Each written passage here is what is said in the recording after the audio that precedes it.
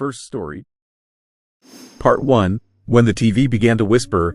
I live in a small town not far from Cleveland, Ohio. It is quiet, dull, and predictable. The kind of American backwater where people know each other by name, and the local news is mostly about store discounts or another school fundraiser. I always thought nothing truly strange could happen here, until recently. My old television, a bulky gray box, came from my grandfather's basement. I brought it home out of curiosity. I liked its retro look, the heavy buttons, and that dusty ozone smell when it turned on. The thing barely caught a few channels, but I mostly used it as background noise when I worked late at night. One night, around midnight, I was flipping through channels when the screen suddenly turned into white static. Just the usual noise, nothing unusual. But after a few seconds, I thought I heard a rhythm in the static. Almost like someone whispering faintly through the hiss.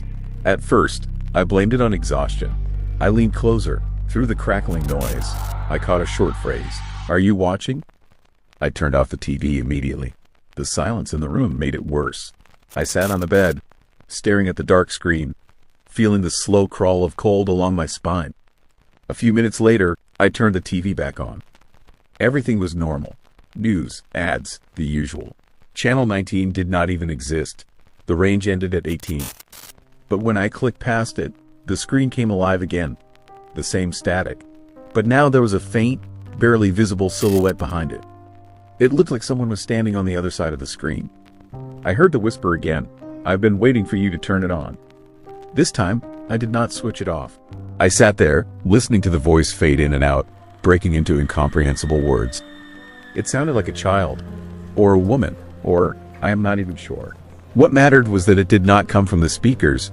It came from inside the screen itself. I stayed awake for the rest of the night. In the morning, I told myself it must have been interference, maybe an old cable picking up something. But all day, I could not shake the feeling that someone was watching me.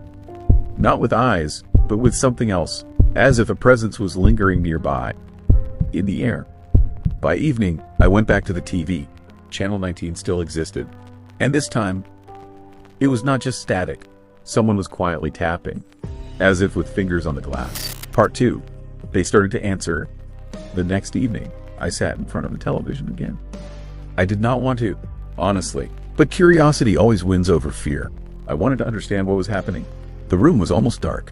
Only the screen lit the walls with that cold, bluish light.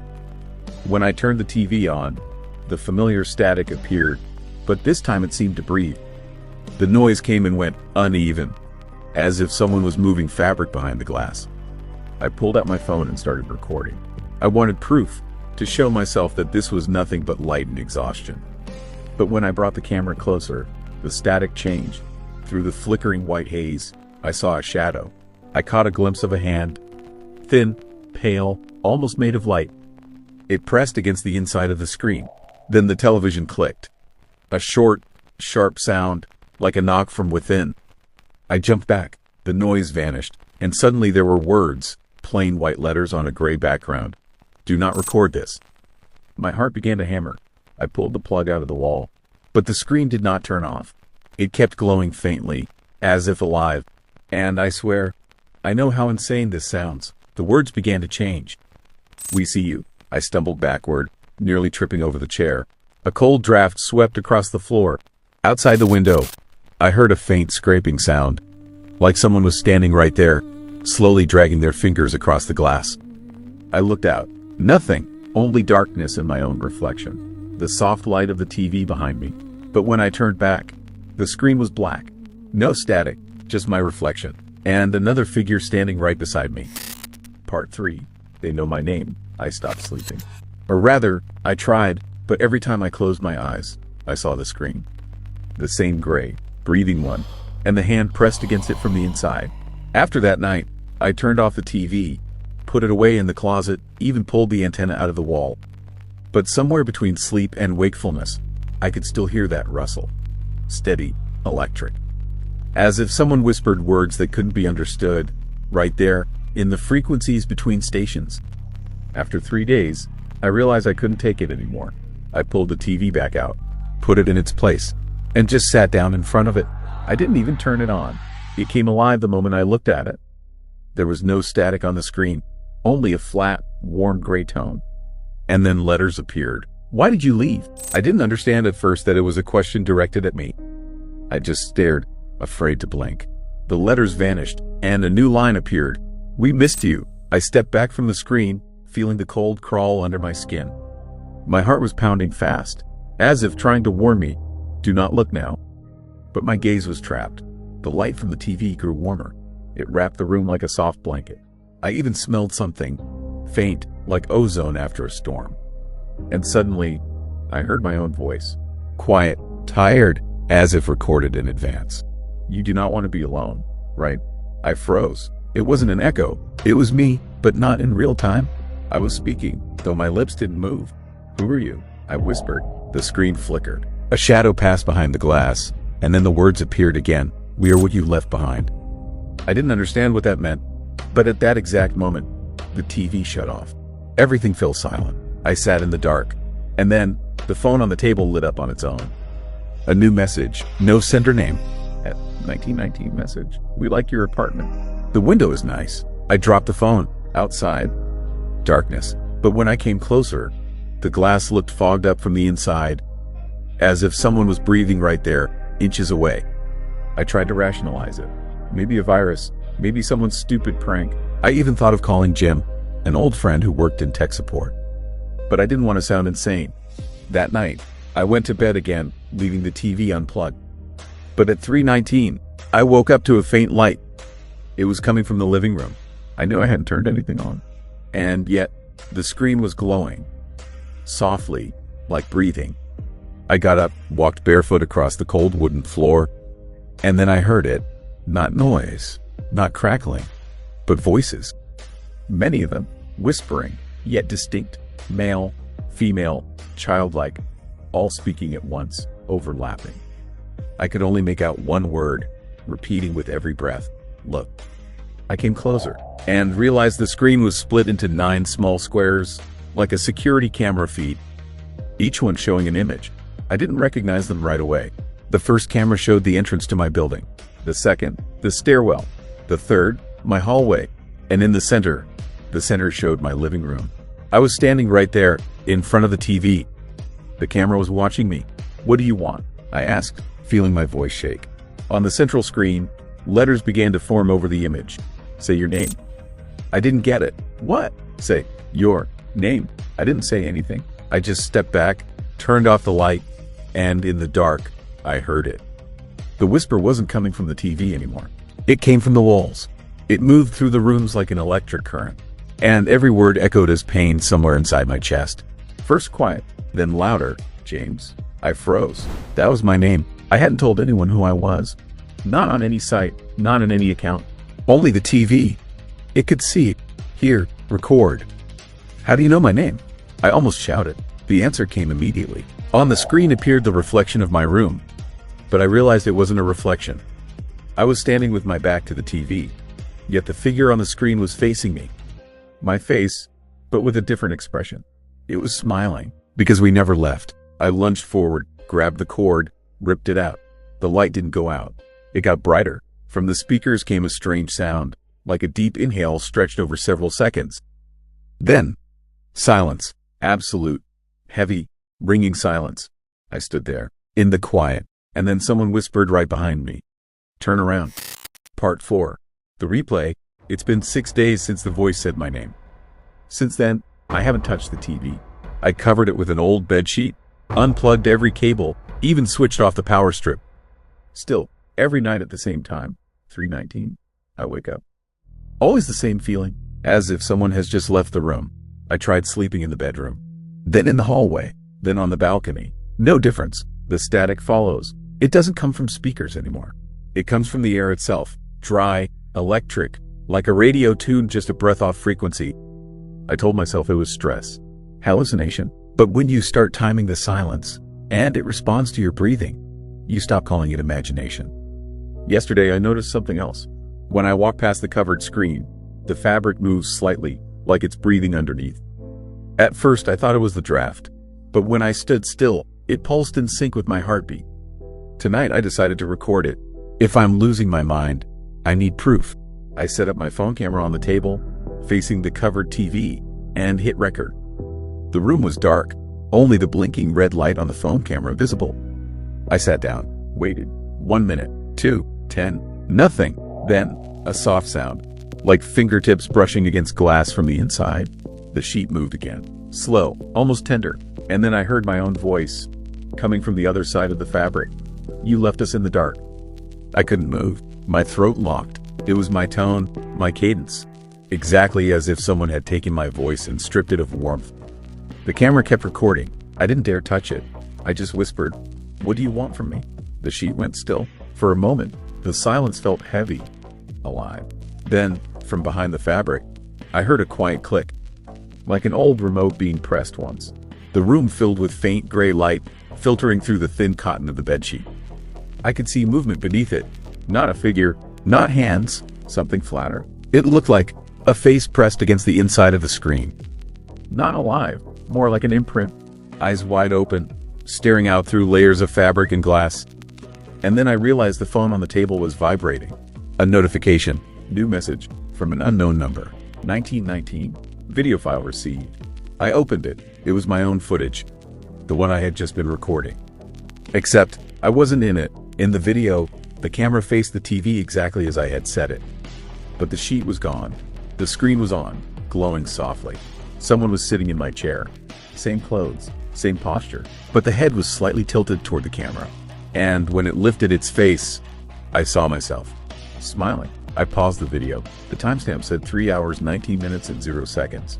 Exactly the time I'd started recording. I looked up from the phone. The bedsheet was perfectly still. No light beneath it. No sound. I reached forward slowly, grabbed the corner of the sheet. My hand trembled, pulled it away. One quick motion. The screen was black, completely off. I stared at my reflection for a moment. Just a tired man in a dark room.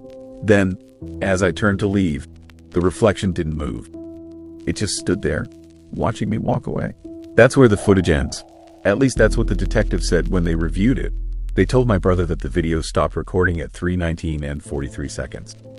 At 3:20, the camera switched off automatically.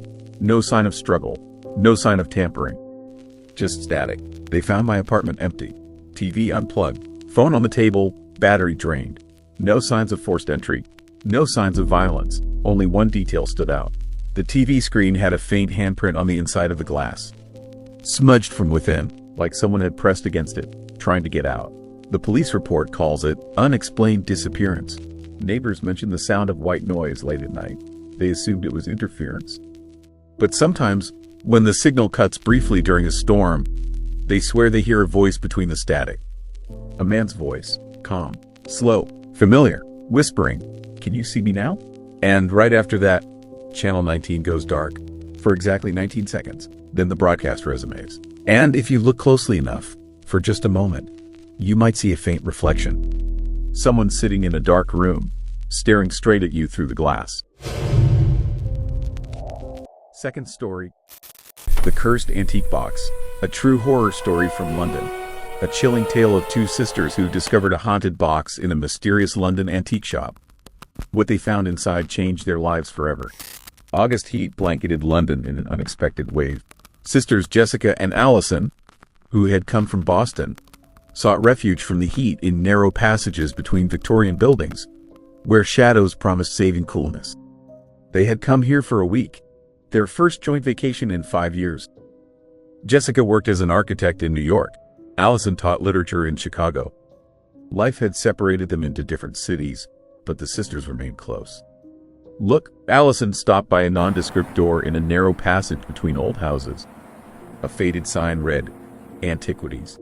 An antique shop. "Should we go in?" Jessica wrinkled her nose skeptically, but the heat won out. They pushed the door, and a bell above the entrance rang out with an alarming, rattling sound. Inside reigned semi-darkness and the smell of old wood mixed with something sweetish, either incense or rotting fabric. The shop resembled a cave filled with the chaos of centuries. Cracked paintings, porcelain figurines with broken noses, stacks of yellowed books, candelabras covered with wax from candles that had burned here decades ago. "Welcome," croaked a voice from the depths of the shop. The owner emerged from the shadow, a hunched old man in a rumpled vest, with gray hair slicked back. His eyes seemed too light, almost transparent. The sisters nodded and immersed themselves in studying the shelves. Jessica examined old drafting instruments. Allison leafed through a tattered volume of English poetry. And then she saw it. The box stood on the highest shelf, in a corner where dust lay especially thick. But the box itself was strangely clean. Black wood inlaid with mother of pearl in strange, flowing patterns, either waves or tongues of flame. The size of a shoebox, with an elegant bronze clasp in the form of a sleeping woman, his head. Jessica, Allison called. Look at this. She didn't. You know why she called her sister? The box simply beckoned. As if quietly whispering her name, Jessica approached and froze. Beautiful, she murmured without taking her eyes away. Both sisters looked at the box, and it seemed the shop became quieter. Even the street noise outside the window seemed to recede. How much does it cost? Asked Allison without turning to the owner. A long pause. Then the old man said, £50. Laughably cheap for such a thing. Jessica felt a prick of anxiety, but Allison was already reaching into her bag for her wallet. I'll take it. The old man slowly took the box down from the shelf. His hands trembled slightly. Listen, he said quietly, extending the purchase. Dawn, to open it at night. Never, only in daylight. The sisters exchanged glances. Allison laughed. Does that come with the price? A mystical warning. The old man didn't. He smiled. His transparent eyes looked at Allison with something like pity. I am serious. In daylight, everything will be fine. But at night, he didn't. He finished. Jessica wanted to ask why, but Allison had already taken the box, put the money on the counter, and headed for the exit. The hotel where the sisters stayed was cozy, a room with 2 beds, a window overlooking red-tiled roofs, and a tiny bathroom. Allison placed the box on the table between the beds and was about to open it, but Jessica stopped her. Let's do it tomorrow. I'm dead tired. Allison shrugged and agreed. They had dinner at a restaurant across the street, drank a glass of wine each, talked for a long time about the past, about their parents, about how quickly time flies. They returned to the room closer to midnight. Jessica fell asleep almost instantly. Allison tossed and turned for a long time, staring at the ceiling. Moonlight penetrated through the thin curtains, drawing bizarre shadows on the walls. Around 1 a.m, Allison opened her eyes. She didn't. It woke her. The silence was absolute. Even the street outside the window was silent. And then she heard it. A whisper, quiet, barely discernible, as if someone very, very close was pronouncing words in an unfamiliar language. Allison turned her head. The box stood on the table. In the moonlight, the mother of pearl patterns on its lid seemed to glow from within, slowly swaying like living things. And the bronze woman, his head on the clasp. Allison swallowed. The head was no longer sleeping. Its eyelids were half open. Jessica, Allison whispered. Her sister didn't react. She lay motionless, breathing evenly and deeply. The whisper grew louder. Now Allison could distinguish the intonation. Tender, alluring, almost loving. The box was calling her, promising something. Allison got up from the bed. Her legs moved on their own. She approached the table, reached out her hand to the clasp. Her fingers touched the cold metal. And at that moment, Jessica's hand grabbed her wrist. Dawn, Jessica hissed. Her eyes were wide open, full of horror.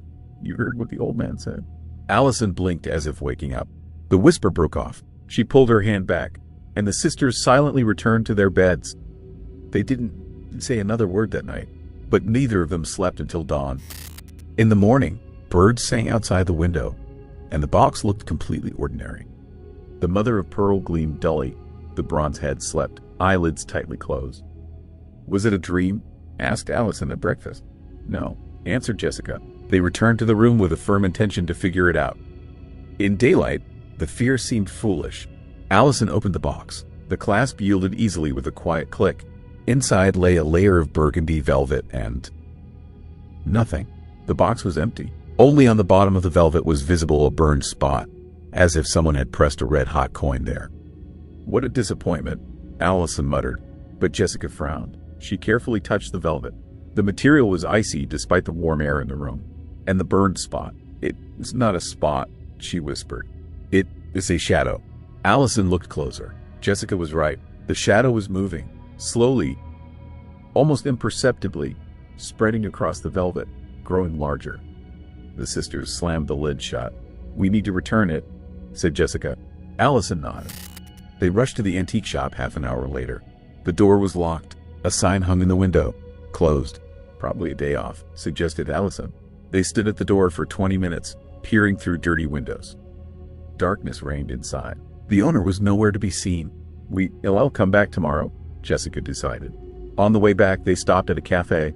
Allison took out her phone and began Googling information about mystical boxes, cursed objects, English folklore. Jessica was silent, looking out at the street. Allison, she said quietly. Am I imagining it, or are we being followed? Allison raised her head. Outside the cafe window, on the opposite side of the street, stood a woman in a dark cloak. A wide-brimmed hat hid her face. She wasn't moving, just standing and looking in their direction. Coincidence, Allison muttered, but the feeling of discomfort grew. They finished their coffee and left. The woman had disappeared, but that night she came to them. The second night began the same way, with a whisper, but now it sounded more distinct. Allison could make out words. They were in English, old, archaic. Open me. Set me free. Open me. Free me. Allison clutched her pillow. Jessica wasn't sleeping either. She could hear her sister tossing and turning. And then came a knock at the door. 3 slow knocks. Silence.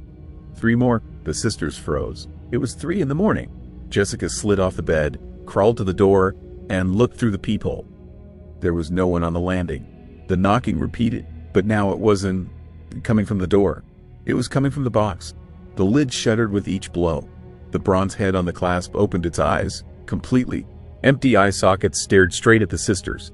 Let's throw it out the window, Allison croaked. Jessica nodded. She grabbed the box, rushed to the window, flung it open, and saw a face. A woman in a dark cloak hung outside the window, clinging to the ledge. Her face was white as chalk, eyes, black voids. Her mouth opened, revealing teeth that were too long, too sharp. Mine. Jessica dropped the box. It fell to the floor with a dull thud. The woman outside the window vanished. Didn't he jump back? Didn't he fall? Simply dissolved into the air. The sisters stood embracing each other, trembling. The box lay open on the floor. Inside the velvet there was no longer a shadow. Now there lay a lock of dark hair. They didn't sleep until dawn. When the first rays of sun penetrated the room, both felt insane relief. The box looked ordinary again. The lock of hair had disappeared. We're going to the police, said Jessica. And what will we say? That we're being haunted by a ghost living in an antique box? Allison objected wearily. They were silent. Then Jessica said, we need to learn the history of this thing. There must be a reason. They spent the entire day at the British Library, leafing through archives, old newspapers, books on London history. And by evening, Allison found an article. A murder occurred in the East End district. A young woman named Catherine was strangled by her own fiancé, who accused her of infidelity. Her body was hidden in a wooden box, which was then sold to an antique dealer. The article broke off, but at the end was a handwritten note. The box was never found. They say it still wanders through London's shops, waiting for someone to open it at night and release Catherine's spirit. Allison slammed the book shut. We need a priest, she whispered. To their surprise, the priest at the local church took their story seriously. Father William, an elderly clergyman with a kind face, agreed to help. There are more such things in London than you think, he said. The city is ancient, and not all souls have found peace. They came to the hotel as a group of 3. Father William brought holy water, a crucifix, and an ancient prayer in Latin. They placed the box in the center of the room. When I begin, Don, to interrupt me, the priest warned. No matter what happens, night fell. Father William began to pray. The reaction was instantaneous. The box shook. Black smoke poured from it, filling the room. The temperature dropped so sharply that the sisters could see their breath. A woman materialized right above the box, ghostly, distorted by rage and pain. Her mouth opened in a silent scream. Father William continued reading the prayer, sprinkling the box with holy water. The ghost thrashed about, tried to approach, but an invisible force pushed her back. And suddenly the expression on her face changed. Rage gave way to sorrow. She looked at the sisters, and Allison saw in her eyes not malice, but despair. Help me, the ghost whispered. Help me. Jessica stepped forward, despite Allison's cry. What do you want? She asked. The ghost extended her hand, pointing at the box. at the bottom where the velvet lay. Bury me. Bury me. They dug up all the information about Catherine, found the place where her family's house once stood, got permission from the church. At a small cemetery outside the city, among old gravestones, they buried the box. Father William conducted a service. When the last prayer was said, the sisters felt relief. A weight they hadn't noticed suddenly disappeared. That night they both had the same dream. A woman in a white dress stood in a sunny clearing and smiled. She waved to them and dissolved into the light. In the morning, the sisters packed their things and left London. They never entered antique shops again, and the old antique dealer with transparent eyes closed his shop the day after their visit. They say he retired. They say he finally could. Some things are not worth selling. Some stories should remain unfinished. But this one was completed. Third story. I saw him again yesterday, standing across the street from my apartment, just staring up with that same sick smile. 3 years, 3 states away, and he is still following me. But let me tell you how this started, how my best friend vanished, and why I'll never stop looking over my shoulder. His name was Alex, and he disappeared on a Thursday night in June. We were supposed to meet at Miller's Field, this abandoned baseball diamond behind Jefferson Elementary where my crew hung out. The school had been closed for years, and the field sat right at the edge of the woods. To get there, you had to walk through about 100 yards of dense forest. At night, those woods were pitch black. We had this unspoken rule: never go alone after dark. I broke that rule the night Alex disappeared. He texted around 10:30 saying he was heading there. I left first, figuring I'd have a smoke while I waited. When I pulled up, his red Honda wasn't there yet. I should have waited. Instead, I started down the path alone. The walk felt wrong that night. Branches seemed to reach for me, and I kept hearing sounds that made my heart pound. There was this old floodlight near the bleachers that cast everything in sickly amber glow. Beyond that circle of light, the darkness was absolute. I sat and waited. 10 minutes, 20, 30. I texted Alex 3 times, no response. The silence was getting to me. Miller, this field was never silent, but that night felt muted, like the world was holding its breath. After 40 minutes, I practically ran back to my car. That was the last time anyone saw Alex. By the next evening, his parents filed a missing person report. They found his car 3 days later, abandoned 5 miles away. Keys in the ignition, phone dead. No blood, no signs of struggle. The police dogs tracked his scent to the beginning of the trail, then lost it completely. The cops treated it like a runaway case, but Alex wouldn't leave like that. We'd been best friends since middle school. They told me, after 3 weeks, the official search has stopped. Except for me. The guilt was eating me alive. I started having nightmares. I'd hear Alex calling my name from the woods, but when I shine my light toward his voice, there'd be nothing. Just darkness and the feeling that something was watching me. 6 weeks later, I went back to Miller's Field alone. Late at night, retracing our road.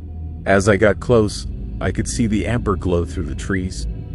But there was movement. I crept forward until I could see the bleachers clearly. There were people there. 3 of them sat motionless at weird intervals, not just sitting quietly, frozen like statues. They weren't looking at phones, weren't talking, weren't even fidgeting, just staring straight ahead. Their faces were blank, expressionless. Their chests weren't even moving like they were breathing. Something about that stillness made my skin crawl. But the 4th person, that is what made my blood run cold. He was moving around the bleachers in this jerky, twitchy way that didn't look right. Too sharp, too precise, like a puppet. He spun suddenly, arms extending at unnatural angles, fingers splayed wide. Then he defreeze mid-motion for several seconds, completely still except for his head, which would tilt side to side like he was listening to something only he could hear. Then he skipped forward with these little hops, knees coming up too high. And he was making this sound, this low, tuneless humming that rose and fell in this arrhythmic pattern. It wasn't like humming a forgotten song. It was deliberate, structured in some way my brain couldn't parse. The pitch would drop suddenly, then climb back up in these wavering tones that set every nerve on edge, like the sound fluorescent lights make when they re-dying, but organic, coming from a human throat. Even from 30 feet away, I could see he was smiling. Not a normal smile. This wide, fixed grin that looked painful. His lips were pulled back so far I could see teeth, gums, too much of the inside of his mouth. His eyes were too wide, unblinking even as he spun around. They reflected the amber light in a way that made them look almost metallic. I recognized him.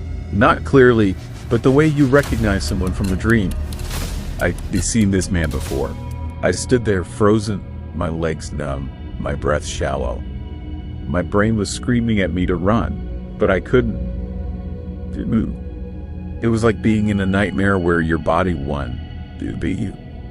He did pause sometimes right in front of one of the sitting figures, and he leaned down, bending at the waist with his back straight, his head tilting at that wrong angle, until his face was inches from theirs. I could see his mouth moving, lips forming words I couldn't hear. But the sitting figures never reacted, never blinked, never moved a single muscle. Then he jerked back up with this sudden motion that made me flinch, and he continued his dance. Sometimes he'd reach out and touch one of them, just a light brush across their shoulder or head. Even though they didn't react, I could feel the violation of it. The wrongness. These people weren't choosing to sit still. They couldn't move. Something had been done to them. That's when the real terror hit me. This wasn't random. This was intentional, a pattern, a ritual. And Alex might have been one of those motionless figures once. Might still be, somewhere. Then the dancing man stopped moving. He was facing away from me. And slowly, so slowly it made my stomach turn, he turned his head toward where I was hiding. Not his body, just his head, rotating like an owl. Yes. Even though I was standing in complete darkness, I knew he was looking directly at me. That broke the spell. I stumbled backward, caught my foot on a root. I kept moving backward, my eyes locked on that figure. He still hadn't moved his body, just stood there with his head twisted toward me, that fixed grin still plastered across his face. When I couldn't see the field anymore, I ran. I crashed through those woods, branches whipping my face. My lungs burned and my throat was raw from sobbing breaths. I could still hear that humming in my head, and I didn't know if it was real or if my brain had just recorded it so deeply that it had become part of me. At my car, my hands were shaking so badly I could barely get the key in. That's when I started crying. Full body sobs, all the guilt I'd been carrying about Alex, all the fear and confusion and anger, it just came pouring out. I was supposed to be there for him. I was supposed to wait. Instead of leaving, I drove around to the back of the school lot. That's where I saw it. A car parked in the far corner, almost hidden. Even in dim light, I recognized it. Honda Civic, early 2000s. Red, the same aftermarket spoiler Alex had installed. My heart stopped. It was Alex's car. But that was impossible. The cops had found his car. It was in impound. As I rolled closer, my headlights swept over it. Same dent in the rear bumper from when he backed into a post. Same stupid bumper sticker. Even the same crack in the tail light. It was definitely his car, which meant either the cops had lied, or there were two of them, or something far worse. The car's headlights suddenly flashed on, high beams directly in my face. I couldn't see anything behind them. For what felt like an eternity, I just sat there, stunned and terrified. Then I slammed into reverse, tires squealing. I didn't look back until I was on the main road. I told my friends about it the next day. They believed me, but what were we supposed to report? Some people in a field? A car that looked like Alex's. I stopped going to Miller's field after that. My friends kept going for a while, but they always come back saying it felt wrong, like they were being watched. Eventually, they stopped too. The nightmares got worse. Now I do see those three motionless figures, and when I do get close enough, they all have Alex's face. Three identical versions of my best friend, sitting perfectly still, eyes staring at nothing. No matter how much I yell or shake them, they wouldn't respond. But the worst part was the dancing man. In the dreams, he'd stop and look at me, really look at me, and his smile would widen impossibly wide until it split his face. He'd reach out with those wrong-angled fingers and touch my shoulder. And I feel myself going still, my muscles locking up, my thoughts becoming quiet. I feel myself becoming one of them. I wake up gasping, sheets soaked with sweat.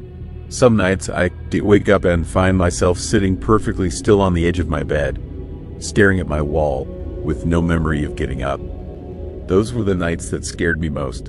In late July, I was looking through our old high school yearbook. I was flipping through photos from junior year when I found him. A photo of the gymnasium during a basketball game. In the background, slightly out of focus near the equipment room door, was a man in a maintenance uniform holding a mop. Even out of focus, I recognized that face. It was the dancing man from Miller's Field. The yearbook fell from my hands. This man had been in our school for years, walking the same hallways, invisible. How many times had Alex and I talked about meeting at Miller's Field while this man pushed his mop past us, listening? We felt so smart, having our secret spot. But he'd known. Of course, he'd known. How long had he been watching us? I took the yearbook to the police. They ran a background check. 3 days later, they called back. They found employment records for a janitor, listed as Robert Hendricks. But when they tried to verify it, nothing connected. The social security number belonged to someone who died in 1987. The address was an empty lot. No driver's license, no prior history. The man had worked at our school for at least 4 years. But legally speaking, he didn't exist. I tried my own research, spent hours online, found nothing. This man had deliberately made himself invisible until he wanted to be seen. Near the end of August, me and a few guys went to Miller's Field one last time. For closure, we thought. We sat on the bleachers, leaving Alex's seat empty. Nobody said much, but I couldn't shake the feeling we were being watched. Every time I glanced toward the woods, I felt eyes on me. The others felt it too. Jesse kept looking over his shoulder. Tom, his leg wouldn't stop bouncing. After 20 minutes, Marcus said, "We should go." That was the last time I went to Miller's Field. Senior year started. Alex's empty desk everywhere. College applications. I didn't care where I went as long as it was far away. Then, on a Tuesday morning in September, everything changed. I stopped at a gas station on my way to school. I was standing in line, half asleep. I don't know what made me look up. Some instinct. I lifted my head, and he was there, fourth in line, 10 feet from me, the dancing man, Robert Hendricks, or whatever his real name was, standing perfectly still now, pretending to be normal. He was wearing regular clothes, jeans, gray sweatshirt. That made it worse. He could blend in anywhere. In the harsh lighting, I could see his face clearly. The skin was pale, almost waxy, pulled too tight. His eyes weren't quite the right color, not brown or blue or green, but something in between. Our eyes met. Time seemed to slow down. He smiled at me, not the manic grin from the field, but something subtler, knowing, like he'd been waiting for this moment. I dropped my coffee. He turned and walked out. I ran after him, shoving past customers. He was jogging toward a car idling near the exit, dark blue sedan. I ran as hard as I could. He jumped in and the car started moving. I kept running, trying to see the license plate. That is when I saw it. As the car peeled out, the sun hit the bumper. 3JXK729. Alex's custom plate. The one he saved up for months to afford. I'd seen it thousands of times. But the car was wrong. Not a red Honda, but a dark blue sedan. They'd taken Alex's plate and mounted it on a completely different vehicle. Why keep his plate unless this was deliberate? A message proving they had him. I called the cops from that parking lot, hands shaking. They took my statement, but they never found the car. It didn't show up on any cameras, wasn't pulled over, just vanished. According to the DMV, Alex's plate was still registered to his Civic in the impound lot. That's when I understood. These people existed outside the normal system. That was 3 years ago. I am in college now, 3 states away. I haven't been back since Christmas freshman year, but I still dream about that amber light. Still see those 3 motionless figures in that dancing man. And yesterday, I saw him again, standing across the street from my apartment, staring up at my window with that same knowing smile. He was there for 30 seconds, then disappeared into the crowd. I don't. Do you know what he wants? I don't. Do you know why he is following me? But I know he is not done with me yet. And I know that somewhere, maybe in some dark place beyond an amber light, Alex might still be out there. Still sitting motionless, waiting. I'm sorry, Alex. I'm sorry I wasn't there when you needed me. But I am going to find out what happened. I am going to find out who these people are and what they did to you. One day, I'm going to make them answer. I promise you that, brother. 4th story. Ohio, 2019. Everything around seemed safe until you start noticing details. I wasn't looking for anything special, just a place to start over. After my divorce, I sold my house in Columbus and moved to a small town called Fairborn, Ohio. It seemed like a quiet place, typical 2-story houses, neat lawns, and a quiet place to escape my thoughts. The realtor showed me a house set back on a street surrounded by elms. Nothing out of the ordinary. 1960s, red brick, basement, attic. There was an old smell. The air was slightly musty, but for some reason I felt a strange acceptance. It was as if the house was waiting. For the first week, I couldn't sleep without the light on. Every sound seemed louder than usual. The creaking of wood, the neighbors' footsteps through the wall, I thought. But at night, around 3 o'clock, I heard a hum. Dull, as if underground. At first, I chalked it up to the pipes. That's normal in old houses. But the hum repeated the next night. And again, always at exactly 3:17. I even started checking my watch. On the 4th night, I woke up feeling like someone was standing in the bedroom doorway. I couldn't hear footsteps, but I felt someone's gaze. My pulse was pounding. I turned on the light. No one was there, but I noticed the door to the hallway was slightly ajar, even though I always closed it before bed. The next morning, I thought it all over. Logic is my lifeline. I needed distraction, I told myself, and began unloading boxes. I moved furniture, hung clothes, and laid out books. As I was moving a tall cabinet in the narrow hallway, I heard the dry crack of plaster. A thin vertical line appeared on the wall, as if someone had locked something there at some point. I stopped. My fingers instinctively traced the line. A cold, almost icy spot. I took a step back and looked more closely. The outline of the door, a precise rectangle beneath the painted surface. At first, I didn't believe it, but then I invited my neighbor, Mr. Harper, a man of about 70, over and asked, "Did you, by any chance, ever have a door here?" He looked at the wall and frowned. "No, I don't. I remember there being a room between the bedroom and the bathroom in this house." He spoke calmly, but something flashed in his gaze, as if recognition. Later, I tried to find a floor plan of the house. There was nothing in the old documents left by the previous owner. The administration's website only has a drawing from 1963, and it has an empty space between 2 walls.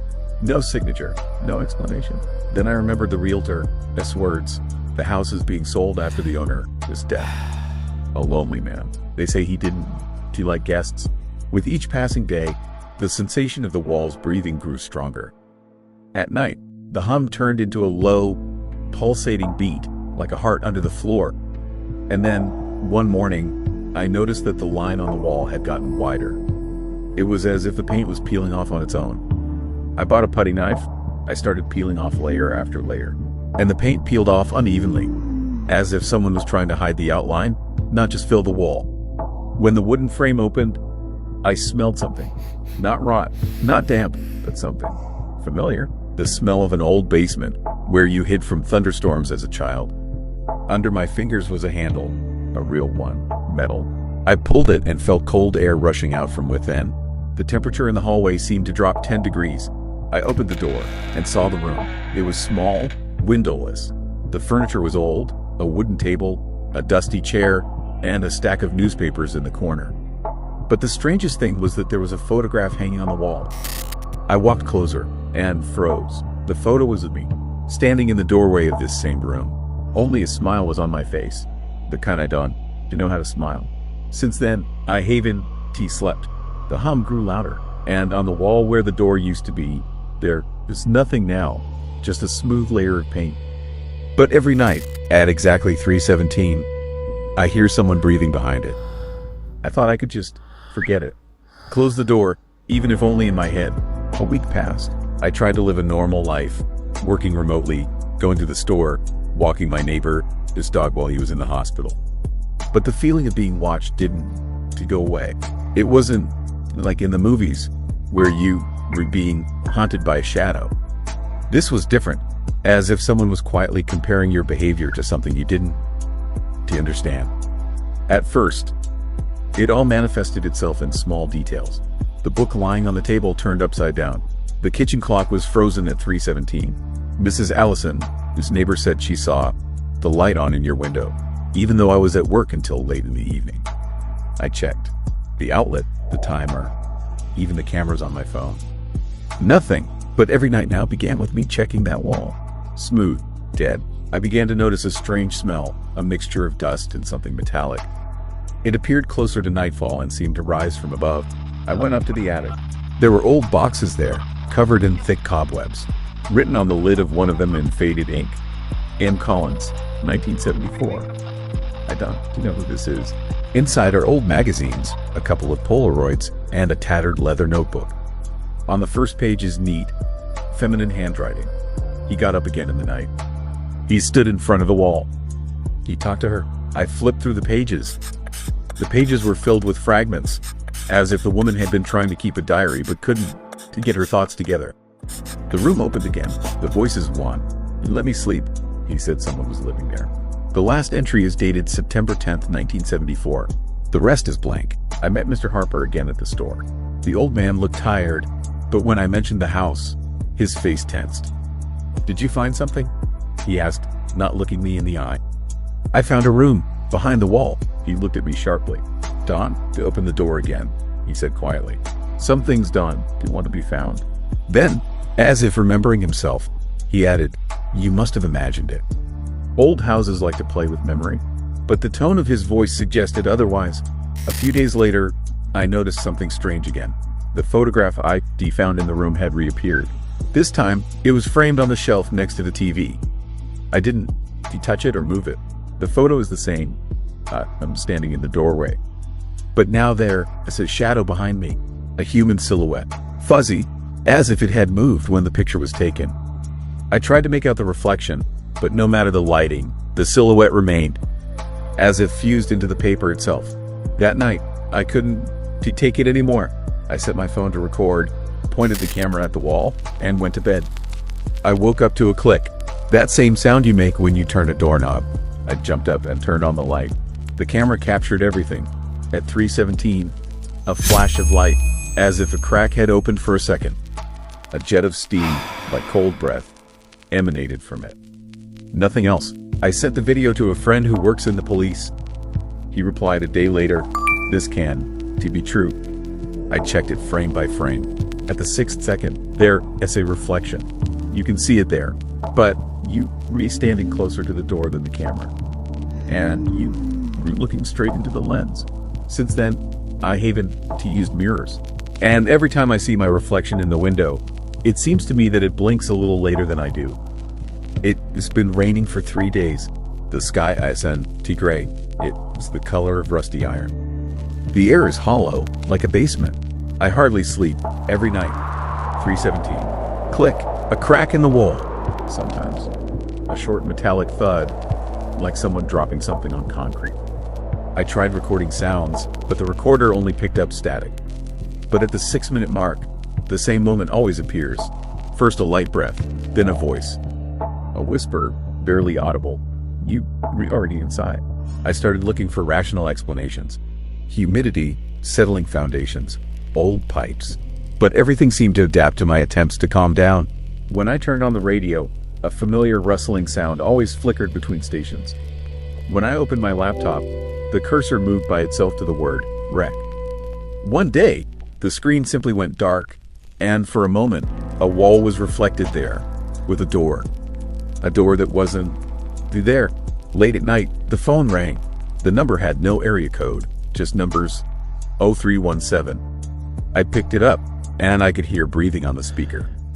Even too close. I couldn't stand it any longer and shouted, "Who is it?" After a short pause, I heard, "You have to finish." The connection was cut off. A couple of minutes later, a notification came. New video uploaded. My YouTube channel. I hadn't uploaded anything. The video was 17 seconds long. On the screen, I was sleeping on the bed, but behind me, against the wall, someone was standing. A blurry figure, as if filmed underwater. When I paused at the 16th second, I realized she wasn't standing behind me, but inside the wall. Every evening, the air in the room becomes thick. I feel pressure in my ears, like on a plane before landing. Sometimes the room seems to breathe. The wallpaper moves slightly, as if someone is coming from inside. I tried calling someone to show me, but when the neighbor comes, everything disappears. He leaves, and 5 minutes later it starts again. I stopped turning on the light, because at least in the dark you see the wall moving slightly, like something moving under your skin. This morning I noticed new cracks near the baseboard, thin, like veins under the skin. A damp, grayish dust was oozing out of one of them. It smelled like raw meat. I was about to fill it all, but when I touched it with the putty knife, I heard a soft groan, as if someone on the other side had inhaled sharply. I dropped the tool, it fell, and at that moment, it seemed to me that the silhouette of a hand flashed beneath the surface of the wall. I went to see Mr. Harper. He didn't open the door, but I heard him standing outside. "Those aren't my sounds," I said. "What is going on in this house?" Silence. Then a quiet reply. "You woke him up. I wanted to ask who, but the door didn't open." Today, for the first time, I felt fear on a physical level. My heart is pounding, as if I'm being chased. My palms are cold, and I am unsure where the thought ends and the noise begins. I'm sitting in the dark. I hear something hard scraping slowly across the floor somewhere below. Then, silence, and a step. One, just beyond the wall. I'm afraid to look. But this time, not because I'm scared, but because if I look, the wall might disappear again. And I'll finally understand that the room I is in is behind the wall. It is inside me. The air had been thick as syrup since early morning. When I woke up, the sun hadn't moved. It hung in one position, as if stuck. There were no birds. Even the wind had disappeared. I realized the clock on the wall wasn't working. 3 hours and 17 minutes. Forever, I tried to leave the room, but the door was soft. My fingers sank into it as if it were flesh. A soft, squelching sound came from inside, as if someone was breathing behind the wall.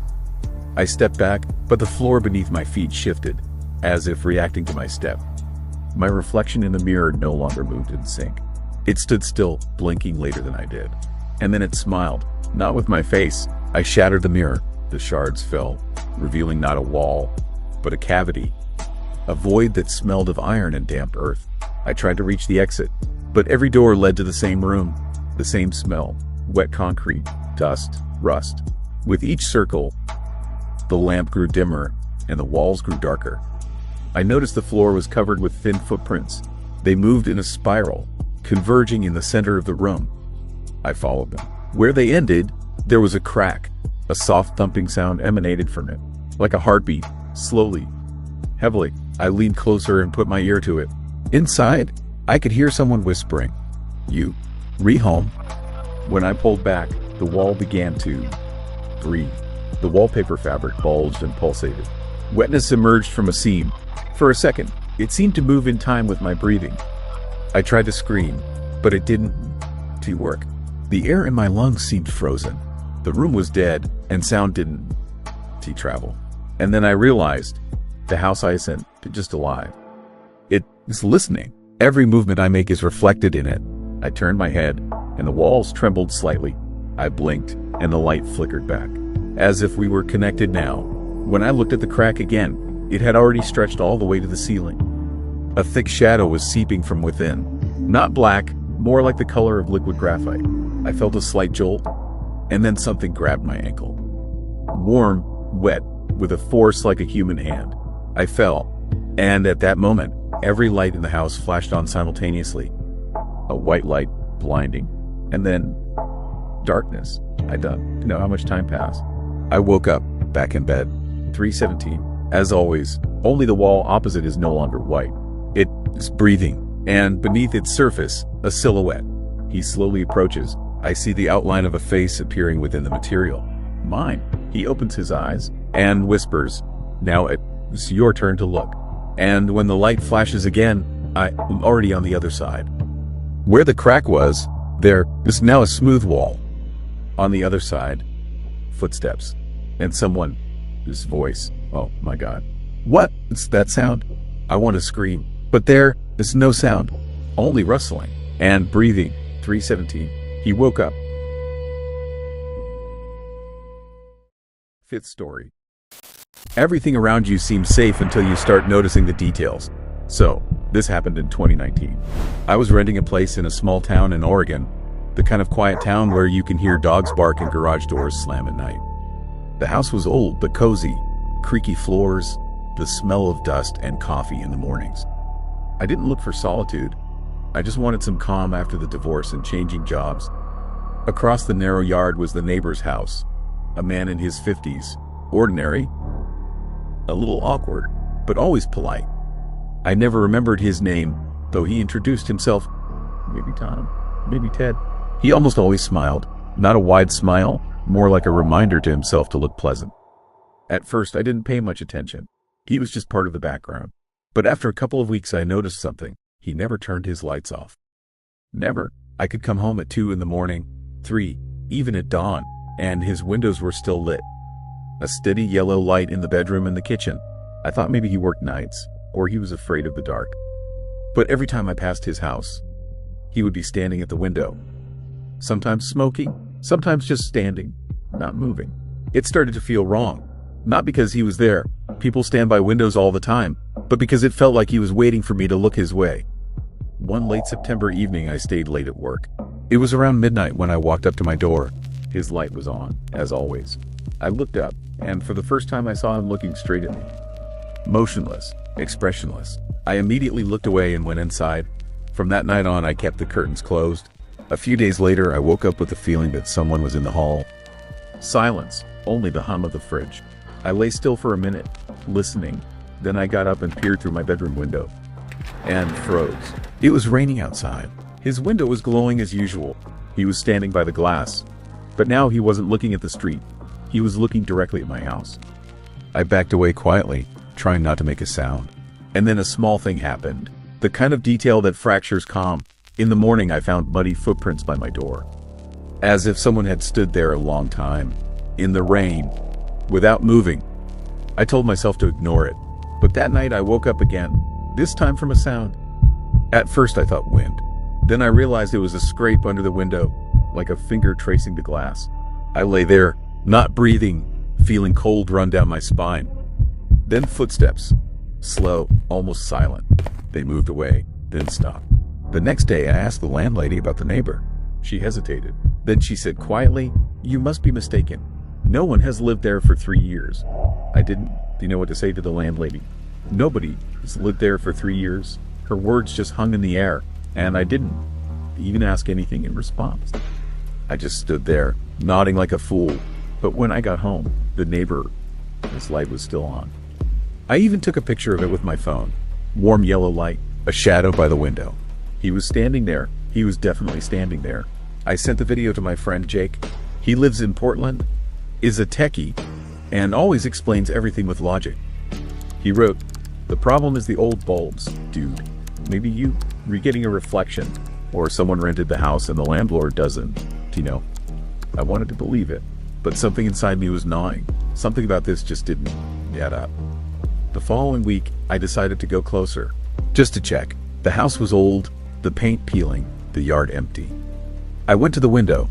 Inside, nothing. No furniture, just dust and old curtains. But when I took a step to the side, the light turned on. Click, and I heard movement, like someone walking across the floor. I jumped back and ran back. By the time I reached my porch, the light had already gone out. From that evening on, I began recording everything that happened. Sounds, time, details. I didn't trust myself, which meant I needed to gather evidence. But the more I wrote, the less I understood. One night at 3:40, I heard muffled laughter. Quiet, as if someone was standing right under my window, laughing into their fist. I grabbed my phone, turned on recording, and looked out.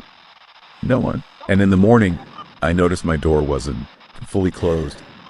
The gap was just the width of a palm. I clearly remembered locking it with the latch. I called the police. They arrived 20 minutes later. Two of them, polite and tired. They inspected the house, came out, and shrugged. It's no sign of forced entry.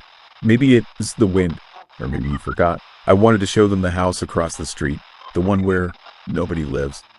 But when we approached, there was no light or windows. The house looked abandoned. Boards, nails, peeling walls. The same one, but not the same. The policeman looked at me and said, "Sir, are you sure this is the house?" I didn't answer. I simply stared at my reflection in the black glass of the old window. And I saw someone standing behind me in the reflection. Since then, he slept at night. Sometimes I think he is standing by the window again, this time in my house. And when the light hits at just the right angle, I see that same smile on the wall opposite. That same even smile, as if he were simply reminding himself to appear friendly. From then on, I stopped turning on the light at night. The less you can see, the safer. Or so I thought. I started checking my recordings, the ones I'd taken on my phone. One video shows a window across the street, night, a dim light. About 5 seconds later, a figure appears in the frame by the glass, standing and staring. Not moving. I paused, zoomed in, and froze. It was me, exactly me. Same t-shirt, same cut on my neck from shaving. Only my face was a little different. As if I was still smiling. I assumed it was a glitch. A recording glitch, or some kind of timing issue. But 2 days later, I found a video on my phone I didn't remember recording. In it, I'm entering that same house across the street. In the dark, with a flashlight. And I'm saying something quietly, barely audible. I am back. You were waiting for me, weren't you? I woke up in a cold sweat. I checked the door. It was closed. The windows locked, but there was dirt on the hallway floor. Footprints from wet boots. Mine. I remembered the boots were in the vestibule. Clean. Now they were covered in mud, as if I did just come in from outside. I tried to convince myself it was all a dream. But when I turned on the flashlight on my phone, a message appeared on the hallway mirror. Simple, subtle, like a finger brushing through dust. I see everything. You were in my house. I ran into the living room and turned on all the lights. And then I heard a sound, the creaking of the floor upstairs. Slowly, one board at a time. Someone was coming down. I stood there, holding my breath. A shadow fell on the wall. A step, another step, and I realized I could see my shadow, but I didn't move. He reached the last step and stopped. His face was exactly like mine, but his eyes were empty and black. I couldn't move. He smiled and said in my voice, "You finally awake." The light flickered. Everything went dark. I woke up in the afternoon. In my bed, there was a new folder on my phone. Quiet Fear, footage number 1. It contains a video of me looking into the camera and whispering. He is already inside. Now it's my turn to wait. After that night, everything became blurry. The days were the same. The hours were silent. I stopped understanding whether I was sleeping at all. Sometimes I do wake up and see new recordings on my phone, in my voice, but not me. I watched them. Then I found them again. The police came again. They said there was nothing on the cameras. No lights, no people, no house across the street. Just an empty street and me standing in the middle of the road. 5 nights in a row. I started doubting everything. Myself, my memories. Maybe I'm just tired? Maybe I'm the one who can sleep? The doctor at the hospital said I had acute sleep deprivation, possible hallucinations. He smiled like that neighbor. The same flat smile, as if forced onto his face. The last thing I remember is returning home after the examination. I closed the door, turned off the light, and just sat in the dark. I decided I want to look out the windows anymore. An hour passed, maybe 2. I heard a soft click. The phone screen turned on by itself. There is a camera on it, and in the window, this reflection is me, standing outside, looking inside. Since then, I've lived with the curtains closed. I done to turn on the light.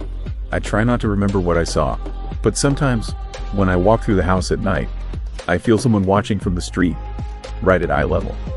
And I hear a quiet voice, similar to mine. Sleep. I'll keep watch.